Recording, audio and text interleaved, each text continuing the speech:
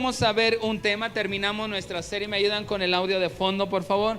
La semana pasada terminamos la serie de Nunca estás solo. Y no vamos a comenzar todavía una nueva serie. Antes de comenzar, hay un mensaje que quiero compartirles y le he titulado ¿Dónde están los otros?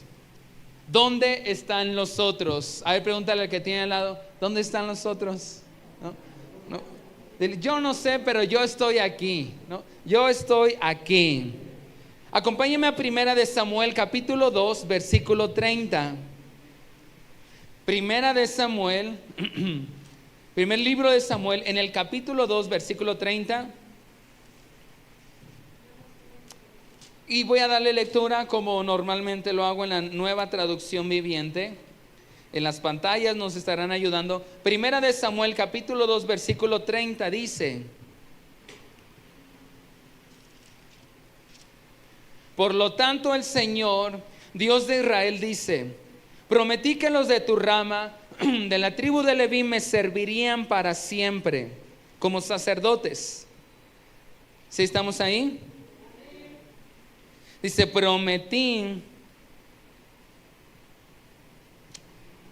prometí que los de tu rama de la tribu de Leví me servirían siempre como sacerdotes.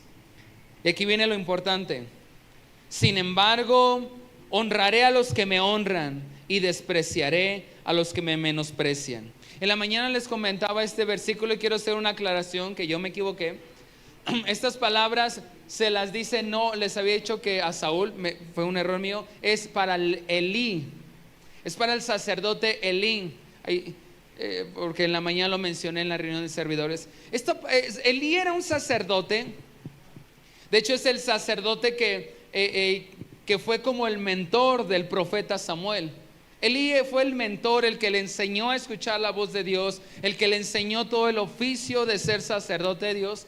Nada más que tuvo un problema, Elí no supo enseñar a sus hijos a honrar a Dios, no supo corregirlos a tiempo.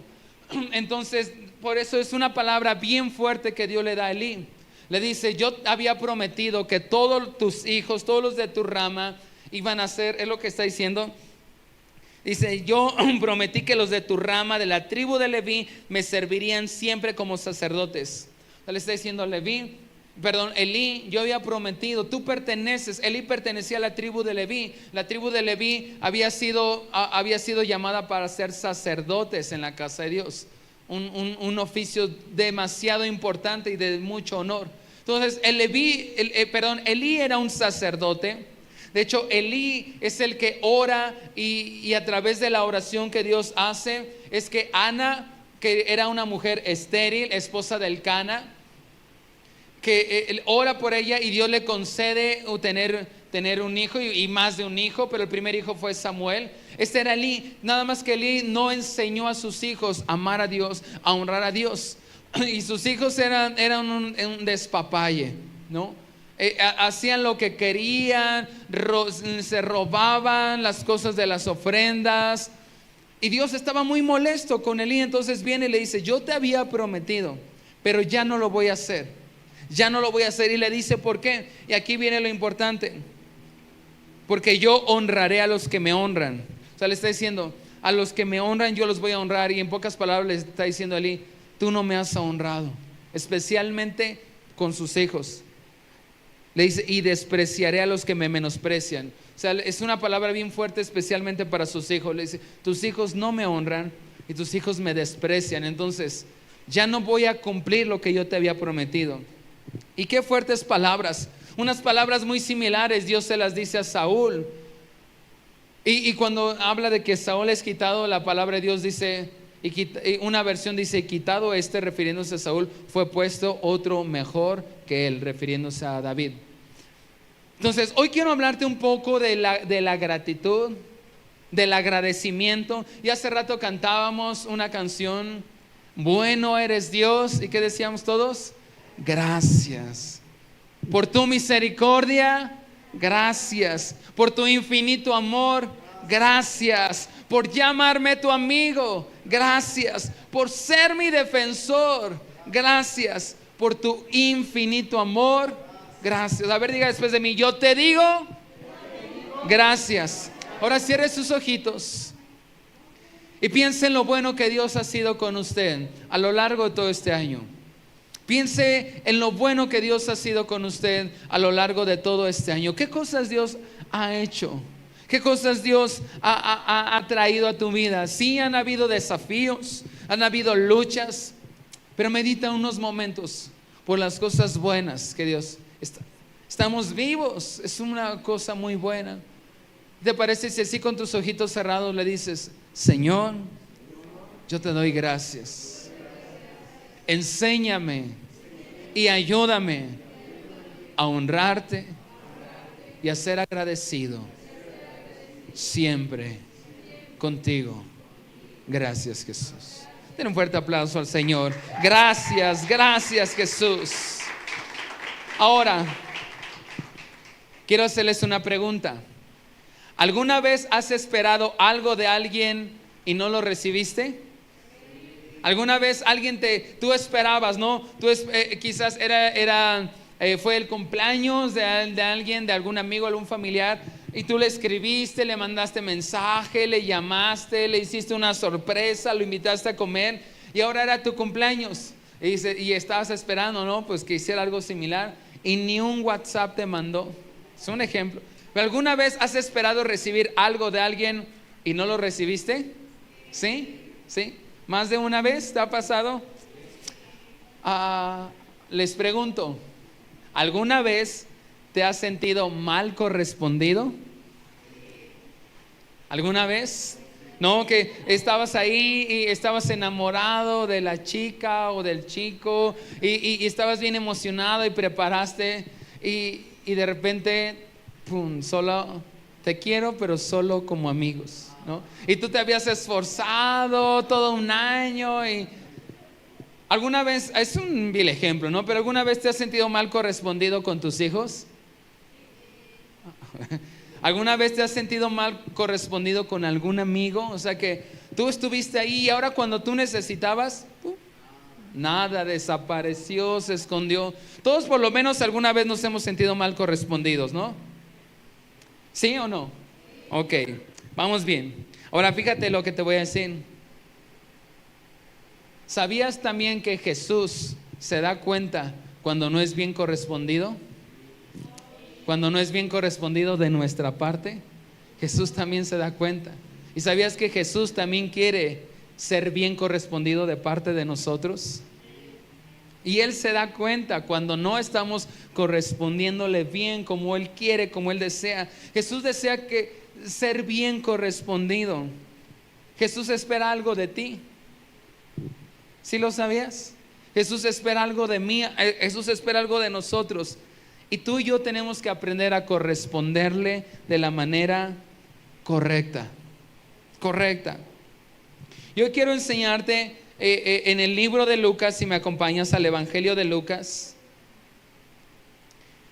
Evangelio de Lucas, capítulo 17, versículo 11. Hay una historia que quizás ya la has escuchado alguna vez. ¿Cómo se llama el mensaje el día de hoy? ¿Dónde están los otros? ¿Dónde están? Vámonos a Lucas capítulo 17, versículo 11 en adelante. Y vamos a ver la diferencia entre los que sí corresponden bien a Jesús y los que no lo hacen. Y es mi deseo que tú y yo podamos siempre corresponderle de la manera correcta a Jesús, porque Él espera algo de ti, Él espera algo de mí, y Él anhela ser bien correspondido. Entonces vamos a ver una historia. Lucas capítulo 17, versículo 11 dice: mientras Jesús seguía camino a Jerusalén, llegó a la frontera entre Galilea y Samaria. Al entrar en una aldea, ¿qué había ahí? 10 leprosos. A ver, repite después de mí: 10 leprosos. ¿Qué había? 10 leprosos. Entonces Jesús entró en una aldea y ¿qué había? 10 leprosos. Dice, se quedaron a la distancia. En el Antiguo Testamento, y lo vamos a ver más adelante, que los viernes que estamos viendo el estudio ahorita de Éxodo, Si te conectaste ahí, yo hasta me esforcé en ponerte las imágenes, vimos todo el tema de las plagas y cómo es bien interesante los dioses que tenían los egipcios y las plagas. Y es un pequeño paréntesis, un comercial para los estudios bíblicos, pero cada uno de los propósitos de que Dios haya mandado las plagas era para destruir los dioses que tenían los egipcios. ¿Te acuerdas? ¿Cuántas plagas envió? 10. Entonces, habían varios propósitos. Este es un pequeño paréntesis. Habían varios propósitos por los cuales Dios envió las plagas. Uno, para que los egipcios vieran y conocieran quién era Jehová. Para que los hebreos mismos también supieran y recordaran quién era Jehová. Para que nacieran ellos el deseo de salir de Egipto, pero también para destruir a los dioses que tenían en Egipto. ¿Te acuerdas? Mencionábamos que el faraón se consideraba el hijo del dios Ra, que era el dios del sol. Y te acuerdas, una de las plagas se trató de las tinieblas. Y así cada una de las plagas era como para golpear varios de sus dioses. Y ahorita vuelvo a ese tema porque el número 10 es importante en las escrituras. El número 10, de una vez te lo adelanto, en la Biblia cada vez que encuentras el número 10 es sinónimo de prueba. ¿Y aquí cuántos leprosos eran? 10. Al igual que 10 plagas, ¿no?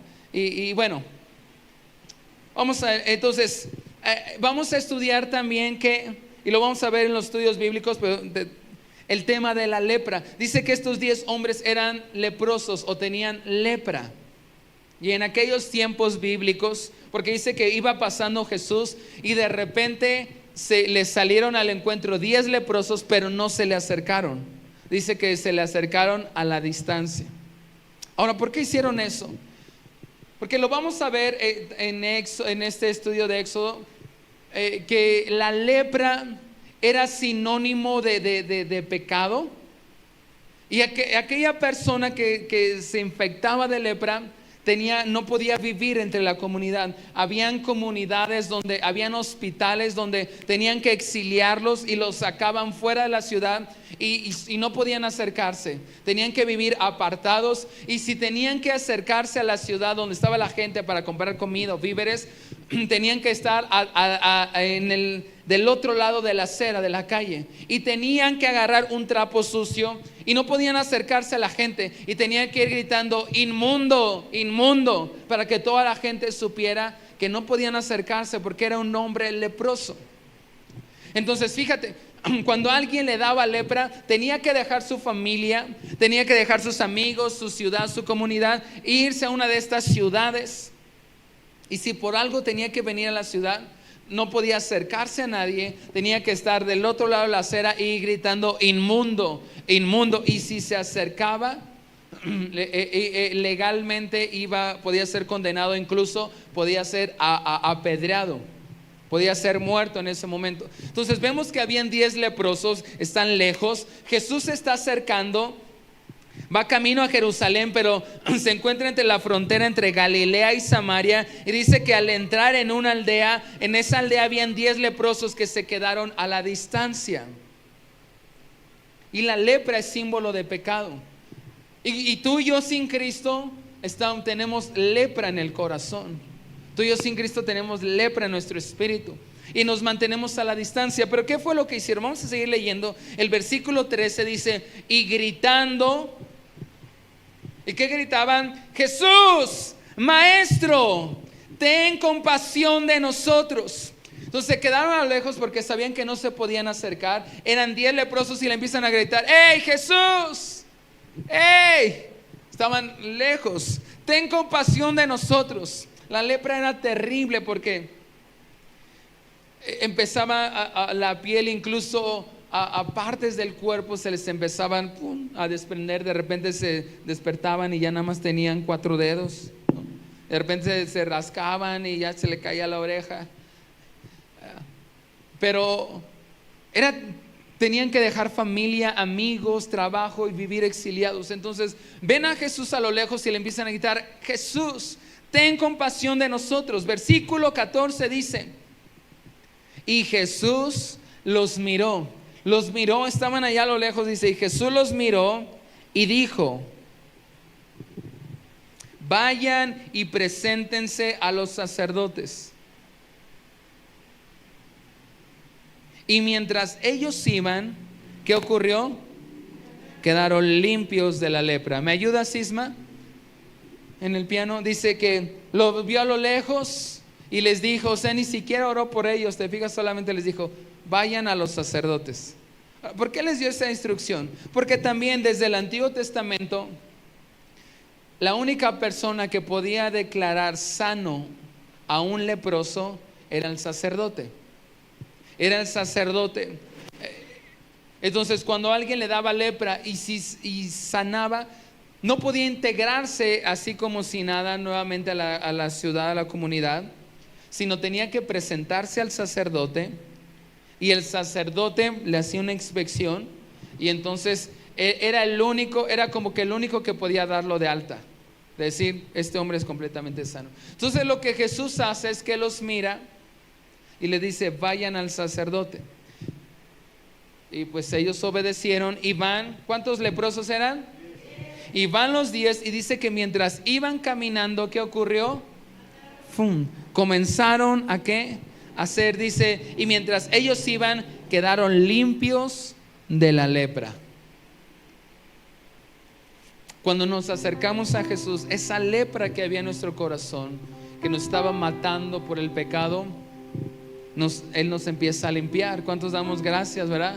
Porque Jesús nos ha limpiado de la lepra, y mientras empezábamos a caminar, Él nos ha limpiado, nos ha lavado, nos ha perdonado. Y estos 10 leprosos empezaron a caminar y fueron limpiados. Pero vamos a ver algo bien interesante, porque versículo 15, ¿cuántos fueron sanados? Los 10. Versículo 15 dice: uno de ellos, ¿cuántos? Uno. Dice: uno de ellos, cuando vio que estaba sano, o sea, imagínate, van los 10. Dice: pues no oró por nosotros, pues vamos al sacerdote. Y de repente, mientras iban caminando, a lo mejor a alguno ya se le había caído un dedo, a otro se le había caído la nariz, y de repente, se le empezó o sea, ese milagro se empezaron a dar cuenta que estaban limpios. Se empezaron a emocionar. Pero uno de ellos, cuando vio que estaba sano, ¿qué hizo? Volvió a Jesús y exclamó: alaben a Dios. Y cayó al suelo a los pies de Jesús y le agradeció por lo que había hecho. Y aquí la Biblia se encarga de especificarnos: ese hombre era samaritano. Era samaritano. Jesús preguntó: ¿no sané a 10 hombres? ¿Dónde están los otros 9? ¿Ninguno volvió para darle gloria a Dios excepto este extranjero? Y Jesús le dijo al hombre: levántate y sigue tu camino, tu fe te ha sanado. O la Reina Valera dice: tu fe te ha salvado. ¿Cuántos leprosos habían? ¿Cuántos leprosos fueron sanados? 10. ¿Cuántos regresaron? 1. ¿Y qué pregunta Jesús? ¿Y dónde están los otros? ¿Dónde están los demás? ¿Qué no sané a 10? Y ese que regresó le dice: tu fe te ha salvado. Tu fe te ha, o sea, que ese uno que regresó no solamente fue sanado, sino también fue salvado, fue transformado. Y por eso el mensaje el día de hoy: ¿y dónde están los otros? Y esto nos enseña que es como si hubiera niveles en nuestro encuentro con Dios. Todo comienza con un acercamiento a Dios. Pero hay gente que solamente se acerca a Jesús como un maestro. Dice: me gusta, no, voy a la iglesia porque me gusta la predicación, o escucho la transmisión porque me gusta en el estudio. Y solamente ven a Jesús como un maestro. Dice: es buena la información, son buenas las enseñanzas, pero hasta ahí. Hay gente que solamente ve a Jesús como un sanador. como un hacedor de milagros. ¿Y es malo? No, es bueno, porque Jesús hace milagros. Sí. Jesús es un buen maestro. Sí. Pero Jesús es más que solo un maestro. Jesús es más que solo un sanador. Jesús quiere que lo veamos no solamente como un sanador, no solamente como un maestro, sino como el Hijo de Dios, como nuestro Señor y como nuestro Salvador. Entonces, cuando tenemos un encuentro con Jesús, hay personas que solamente reciben el milagro y dicen: ya recibí el milagro, fui sano, Dios me dio el trabajo que estaba esperando, está buena la enseñanza. Solo es que para ellos solo Jesús es un maestro, para ellos solo Jesús es un sanador. ¿Te acuerdas bien en uno de los capítulos que vimos de la serie Nunca Estás Solo? Jesús con este hombre, el que trabajaba para el gobierno, se negó a que lo vieran solamente como un sanador o como un curandero, sino él se encargó de que ese hombre completamente lo conociera como el Hijo de Dios. Porque Jesús espera que tú y yo no solamente lo veamos como un maestro, como un sanador, como un restaurador, sino como el Hijo de Dios. Y que tú y yo veamos a Jesús como nuestro Señor y nuestro Salvador. Ahora, todos pueden recibir un toque de parte de Dios. El que se mete a la presencia de Dios, todos pueden recibir un toque de parte de Dios. ¿Y a qué me refiero con recibir un toque de parte de Dios? Con que Dios te sane, con que Dios restaure, con que Dios sane, alivie tu corazón. Ese es un toque de parte de Dios. Y todo aquel que se acerca a Jesús puede recibir un toque de parte de Dios. Pero no todos son transformados. No todos son transformados. En este ejemplo, en esta historia, 10 personas recibieron un toque de Dios. El toque en esta ocasión fue una sanidad, pero solamente uno fue transformado. Los demás siguieron viviendo su vida normal, pero solamente uno fue transformado. Por eso dice: levántate, Jesús le dice, tu fe te ha salvado. O sea que Jesús tocó a 10, pero solamente el que volvió a Jesús fue transformado. Solamente los que regresan a Jesús para agradecerle son transformados. Porque hay quienes son tocados por Dios. ¿Y es malo ser tocado por Dios? No, anhelamos un toque de parte de Dios, ¿verdad? Hasta hay un canto que nosotros cantamos: anhelamos un toque de ti. Y todos anhelamos un toque de parte de Dios. Pero después de ser tocados, Él nos quiere transformar. Está muy de moda la frase ven tal como eres, y es correcto. El problema es que Dios, bueno, no el problema, sino el asunto es que Dios te ama tal como eres, y te ama tanto que te quiere transformar. No te quiere dejar igual.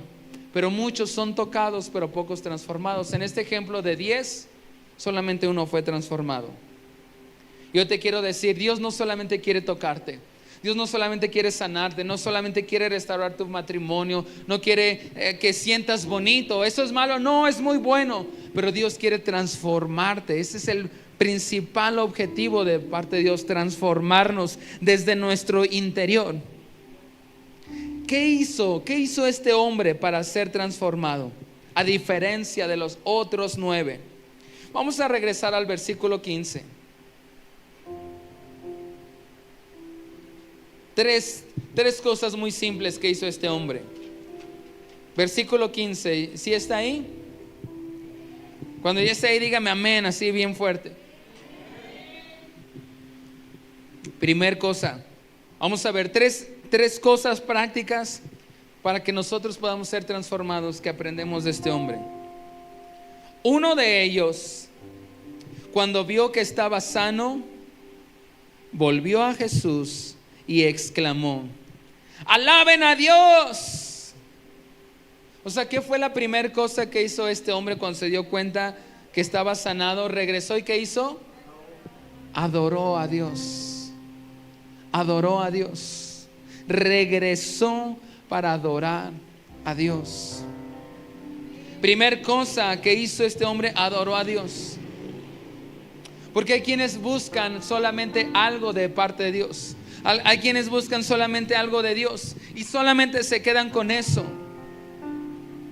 Pero quien recibe el toque de parte de Dios, pero después regresa y adora al Señor, solo ese es transformado. Y este hombre recibió el milagro, los otros 9 lo recibieron y solo se quedaron con el milagro. Pero solamente uno regresó y le adoró. Y hace rato cantábamos. Cierre sus ojitos así como está. Vivo para adorar, vivo para adorar, vivo para adorar.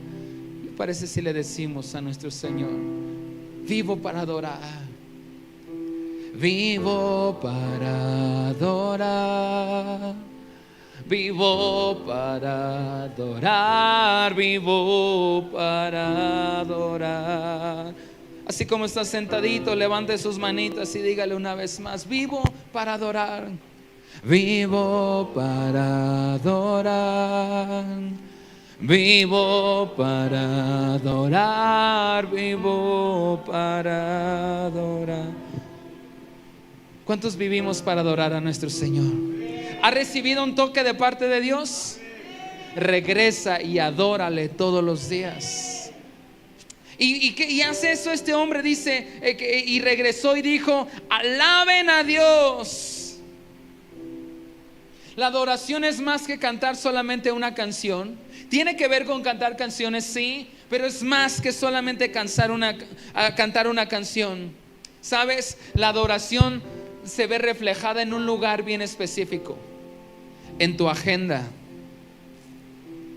La adoración se refleja en tu agenda, en apartar tiempo para adorar a Dios. Hay quienes dicen: no puedo ir a la iglesia porque hoy hay partido. La adoración se ve reflejada en mi agenda. No, es que yo no puedo ir a la iglesia porque esto, por lo otro. Estos 9 que no regresaron habían dejado de hacer muchísimas cosas. Quizás empezaron a pensar: yo voy a regresar, voy a poder regresar otra vez con mi familia. Tengo tantas ganas de abrazarlos, de verlos, de besarlos. Quizás alguno de otros dijo: voy a poder otra vez ir con mis amigos y vamos a poder comer juntos. Pero uno dijo: antes de hacer cualquiera de esas cosas, voy a ir con Jesús y le voy a adorar. Y ese fue el único que fue transformado. Porque la adoración se refleja en mi agenda, en apartar tiempo para estar con Él. Podemos decir adorar a Dios, pero si no apartamos tiempo en nuestra agenda para estar con Él, no le estamos adorando. Y estamos siendo quizás como los otros 9. Uno dijo: antes de hacer cualquier otra cosa, voy a adorarle a Dios. Porque hay quienes adorar a Dios es solamente una opción. Si me alcanza el tiempo, voy a la iglesia, porque es que tengo otras cosas más importantes. ¿Y te acuerdas el versículo que leemos al principio? Yo honraré a los que me honran, y a los que me menosprecian, los menospreciaré o los despreciaré. La adoración tiene que ver con nuestro tiempo. Hay quienes piensan que adorar a Dios es una opción. Si tengo tiempo, si me alcanza el tiempo, si no tengo que hacer algo más importante, entonces voy y le adoro. ¿Tienes algo más importante que hacer que adorarle a Dios? La adoración se ve reflejada en nuestro tiempo, en nuestra agenda. Y para este hombre adorar a Dios no fue una opción. ¿Sabes qué fue? Una necesidad. Yo necesito ir y adorar a Dios. No fue una opción. Para los otros 9 fue una opción. Dijo: no, hay otras cosas más importantes. Pero para este hombre no fue una opción, fue una necesidad. Necesito adorar a Dios. Necesito adorar a mi Señor.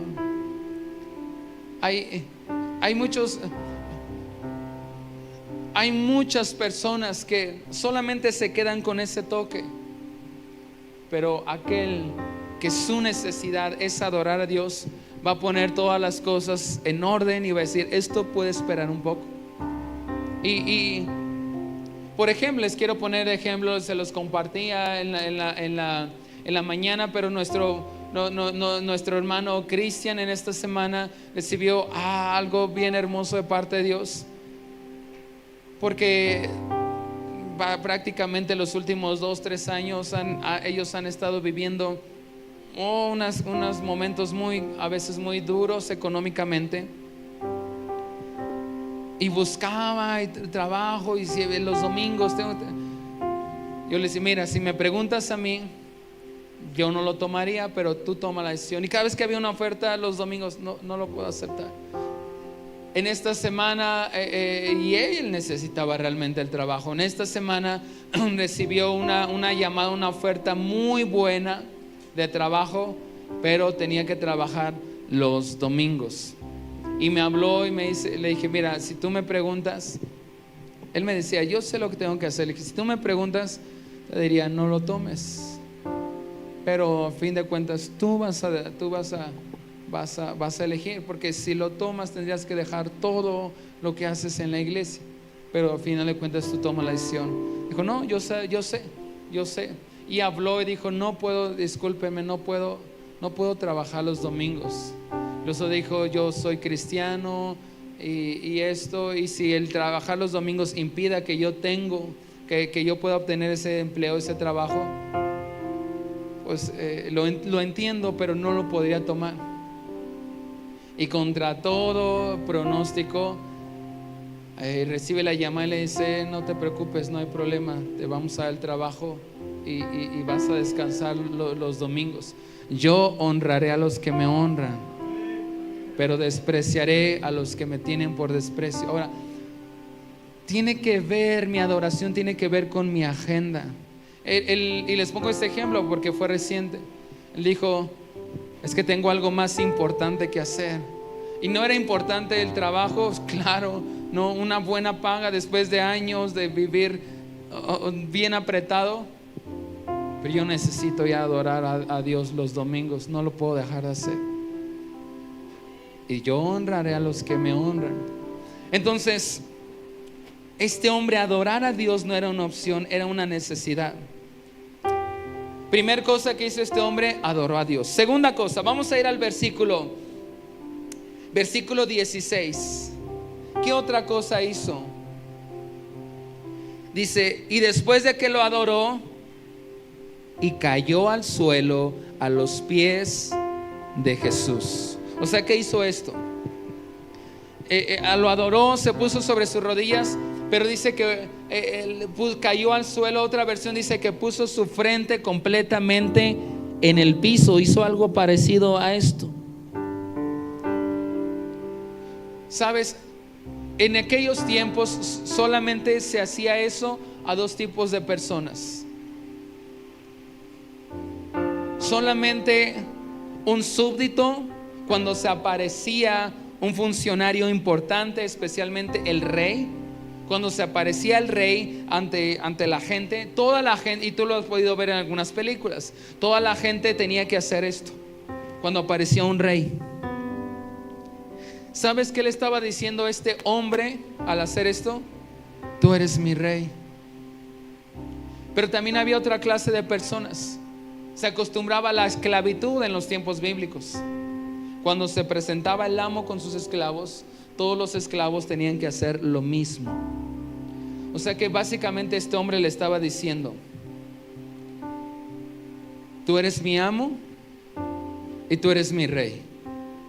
Yo soy tu súbdito, yo soy tu esclavo. La segunda cosa que hizo después de adorarlo, se postró en tierra a sus pies. Le adora a Jesús y después dobla sus rodillas, pone su cabeza, su frente hasta el suelo y le está diciendo, tú eres mi rey, tú eres mi amo, yo soy tu súbdito, yo soy tu esclavo.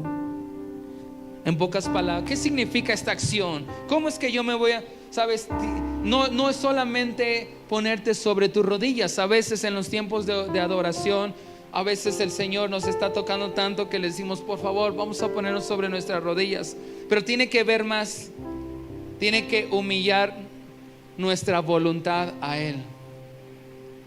Rendir mi voluntad delante del Señor. ¿Alguna vez escuchaste la canción? Pero sigo siendo el rey.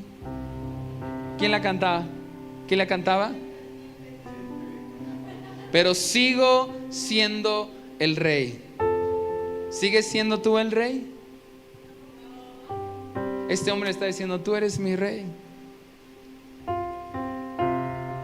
Es que honra, yo no honro a mis padres porque ellos no me han tratado bien. Entonces tú sigues siendo tu rey. Es que yo no ofrendo, yo no doy el diezmo porque escuché un mensaje, escuché un pastor, un predicador que dijo eso, que dice la Biblia. Entonces tú sigues siendo el rey. Tiene que ver con que tuvo una actitud de humildad, de rendir su voluntad, de decirle lo que tú quieras, Señor. ¿Y sabes cómo se refleja esa actitud de humildad delante de Dios? En las decisiones que tomamos. Las decisiones que tú tomas reflejan si has rendido tu voluntad a Dios o tú sigues siendo el rey. Porque constantemente nos enfrentamos con dos voluntades, la tuya y la de Dios, y normalmente chocan y son diferentes. Pero ¿cómo nos enseñó a orar Jesús? Que se haga tu voluntad, así como es en los cielos, en la tierra. Y Él lo enseñó con su ejemplo. Dijo, no quiero esto, pero que se haga tu voluntad. ¿Y qué? No la mía. ¿Sí me vas siguiendo? Honra a tus padres, hijo. Es que ellos no han sido buenos. Entonces tú sigues siendo el rey. Hermano, ame a su esposa. Es que, si viera la fiera que es, tú sigues siendo el rey. Entonces no es Jesús el rey para ti. Hermanita, por favor, honre, respete a su marido. Es un holgazán, no hace nada, ¿cómo lo voy a respetar? Entonces usted sigue siendo la reina y no Jesús. Hermano, dele a Dios lo que le corresponde. Es que escuché que bueno, eso era en el antiguo, pero no el nuevo. Entonces, usted sigue siendo el rey. Entonces ame a su prójimo, perdónelo. No, porque son algunos ejemplos que demuestran que nosotros seguimos siendo el rey. Pero solo los que le dicen, Señor, tú eres el rey, doblego mi voluntad. Y como dijo Jesús, que se haga tu voluntad y no la mía. Entonces estamos en el camino para ser transformados. Y tercer cosa que hizo está ahí en el versículo 16, y dice, y después de que se puso hasta el piso, le agradeció por lo que había hecho. O sea que tercer cosa, dio gracias. Primero adoró, se postró en tierra y dio gracias. La adoración tiene que ver con nuestro tiempo, dijimos, ¿verdad? Con apartar, con dedicar tiempo para Dios. Segunda cosa, se postró en tierra, o sea que doblegó su voluntad. Y la voluntad se demuestra en tus decisiones. Y uno dice, ¿por qué tomó esa decisión? Claramente se ve que él sigue siendo el rey y no Jesús. Pero tercer cosa que hizo, dio gracias. Ahora, el Salmo 104 dice, acompáñenme al Salmo 104.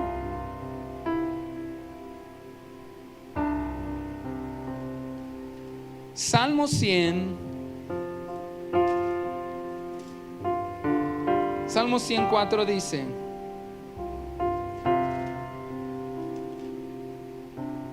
ese es un salmo muy conocido. ¿Y hasta ahí? Entren por sus puertas, ¿cómo? ¿Con qué? ¿Más fuerte? Acción de gracias. No basta solamente con sentirte agradecido. Tienes que hacer ¿qué? Acción. Porque muchos se podrán sentir agradecidos, pero pocos tienen acciones de gracias. Dice, entremos por sus puertas no dándole gracias, sino ¿con qué? Con acción de gracias. Acción de gracias, porque hay muchas personas que se sienten agradecidas. No es suficiente el sentimiento. ¿Tú crees que esos 10 leprosos que Dios sanó se sentían agradecidos? Seguramente sí. Obviamente dijo, ay, qué bueno fue este hombre, ¿no? Tenían un sentimiento de gratitud, pero solamente uno tuvo una acción de gracias. ¿Cuál fue su acción de gracias? Regresar, adorar, postrarse. Los demás solamente se quedaron con el sentimiento, ay, qué lindo hombre, ¿no? Qué buena onda. Acción de gracias. Y es que la gratitud se refleja en acciones. La gratitud se refleja en acciones. Segunda de Timoteo capítulo 3, versículo 1 y 2.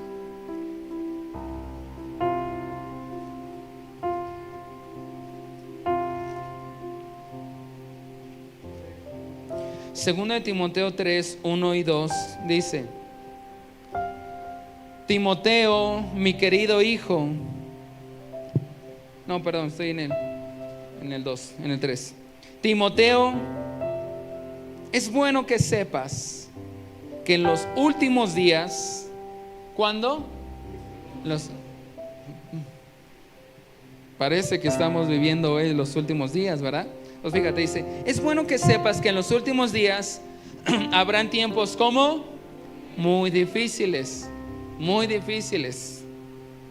Pues la gente solo tendrá amor ¿por quién?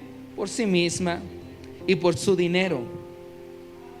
Serán fanfarrones, orgullosos, se burlarán de Dios, serán desobedientes a sus padres y malagradecidos. No considerarán nada sagrado, no amarán ni perdonarán, calumniarán a otros, no tendrán control propio, serán crueles y odiarán lo que es bueno.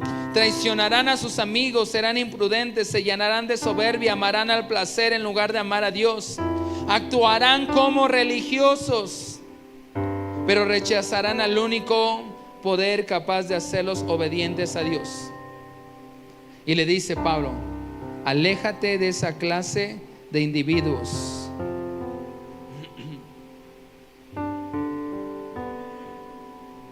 Aléjate de esa clase de individuos. La versión Reina Valera dice, a estos evita. Pero si te fijas, comienza diciendo, la gente amará su dinero. La Reina Valera también dice, serán avaros. Dio gracias, y la gratitud se refleja con acciones. ¿Sabías tú que cuando, mira, acompáñame, ya lo sabes, pero vamos a recordarlo? Malaquías capítulo 3, versículo del 7 al 10.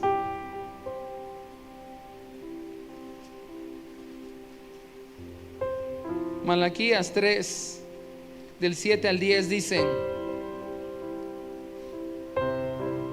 desde los días de sus antepasados han despreciado mis decretos y los han desobedecido. O sea, le están diciendo, ustedes siguen siendo el rey, no yo. Ahora vuelvan a mí. ¿Qué fue lo que hizo el hombre? Regresó, volvió a Jesús. Dice, ahora vuelvan a mí y yo me volveré a ustedes, dice el Señor de los ejércitos celestiales. Pero ustedes preguntan, ¿cómo podemos volver si nunca nos fuimos? ¿Debería el pueblo estafar a Dios? Sin embargo, ustedes me han estafado. Ustedes preguntan, ¿qué quieres decir cuando te hemos estafado? Dice, me han robado los diezmos y ofrendas que me corresponden. Ustedes están bajo maldición, porque toda la nación me ha estado estafando.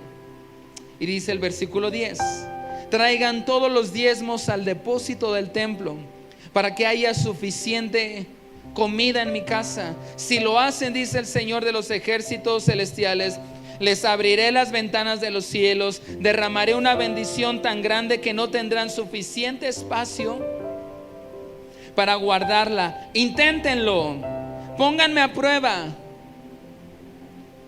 Hasta ahí. ¿Sabes que también nuestra gratitud se refleja cuando somos generosos? Somos generosos en nuestra casa espiritual, en nuestra casa también. Cuando le damos a Dios nuestro diezmo. El número 10, decían, el número 10 significa prueba. 10 plagas. El número 10 en las escrituras significa prueba. Por ejemplo, ¿cuántos mandamientos hay? 10. ¿Cuántos leprosos fueron? 10 fueron probados, solamente uno respondió. El Señor nos dice, nos habla por ejemplo con respecto al diezmo. ¿Cuánto nos pide? 10. O sea, es prueba. Y la gratitud dice acciones de gracias. O sea que Dios quiere hacer mucho más en nuestras vidas, pero quizás hay cosas que nos están estorbando y no nos han permitido recibir todo lo que Él tiene para nosotros. Y aquí es bien interesante. ¿Por qué te digo el número 10? Porque este versículo que dice: traigan todos los diezmos al depósito del templo y haya suficiente comida en mi casa. ¿Sabes qué versículo es? El 10. Prueba. Y hasta ahí mismo dice la versión Reina Valera: probadme, pruébame. Es una prueba. Estamos agradecidos con Dios. La gratitud no se debe quedar solamente en sentimiento, sino en acción, acciones de gracias. Cuando tú estás agradecido con alguien, no solamente te queda el sentimiento, te esfuerzas por hacerle saber, ¿no? Y a veces en cuanto puedes le das un obsequio, le das algo. Gracias por tu ayuda, gracias por tu servicio. Y en tus posibilidades dices, y traes un obsequio, traes un regalo. Gracias porque nos has ayudado, gracias porque nos... Y aunque Él te diga, no es necesario, gracias, porque la gratitud debe de ir acompañada de una acción. Los 10 leprosos sintieron agradecimiento, solo uno tuvo la acción de gracias.